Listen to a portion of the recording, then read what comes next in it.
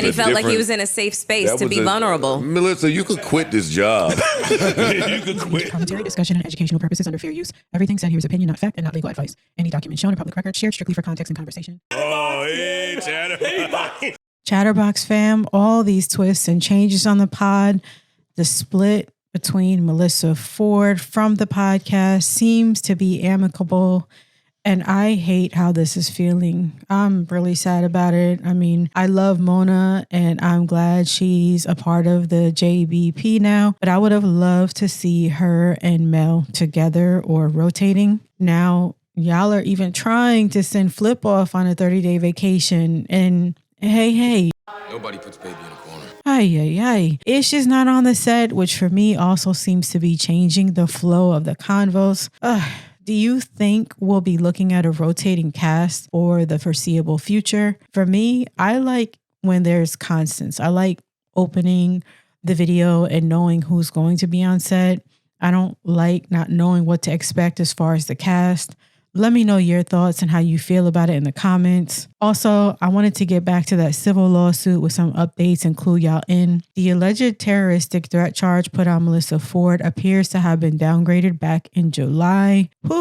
I was seeing that all online and hearing about it all over. So this is good news. That would mean she's no longer dealing with a serious charge here. And between this, the changes at the pod, her going homesick in that hospital picture, I'm just glad for her. And hopefully she can put this past her soon.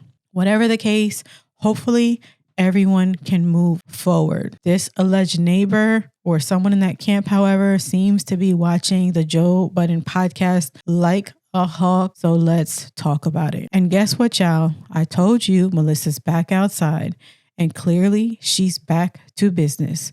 She popped up at CultureCon in Brooklyn, which took place October 4th through the 5th. Title, this chapter of your life, what would you call it and why? This chapter of my life, Manifesting Monster. Looking unbothered, not running, not hiding, sitting pretty on stage with other creatives. Her IG's active again. She's teasing new podcast episodes, and the timing couldn't be louder.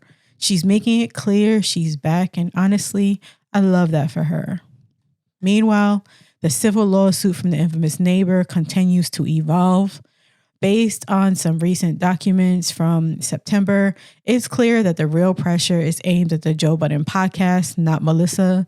And just speculation, but after these Patreon numbers accidentally leaked, do you think this alleged neighbor strategy is pointing at financial damages and commercial misuse? Is that what Joe meant when he said we'll see if the number leak was worth it in 6 to 12 months? And to be clear, despite some viewers thinking it was implied Joe himself will have to move, let me clarify. The document specifically referenced the use of the podcast unit as a commercial property. It references noise complaints and ongoing disturbances. So no, this isn't about getting him to move his home. This is about the neighbor potentially building a case around zoning violations and nuisance damages. And here's where things get spicy.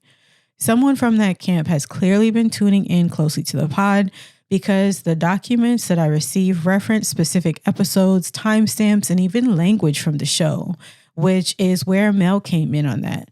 And this is wild because if you've been watching the pod, you know Joe literally starts every show with the tag. That disclaimer has always been a running joke. Refer to the tag.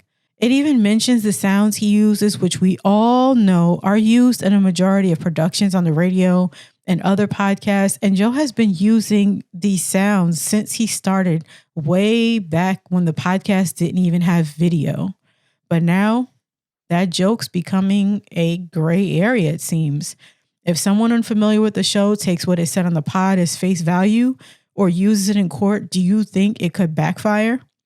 We're entering very murky waters where personality, satire, and real-world consequences are clashing for real. So now, I guess time will tell. Will this alleged neighbor actually succeed in proving the nuisance and violations tied to the podcast? Will the charges for Melyssa completely disappear? And what role does Melyssa play in all this now that she's been removed from the JBP intro, dropped the co-host title from her bio, and is clearly not part of the pod's current lineup because she seems to be back in her stride. She's back on her own podcast mic. She seems to have some episodes coming out. So what do you think is in store for her next? Because I'll be following.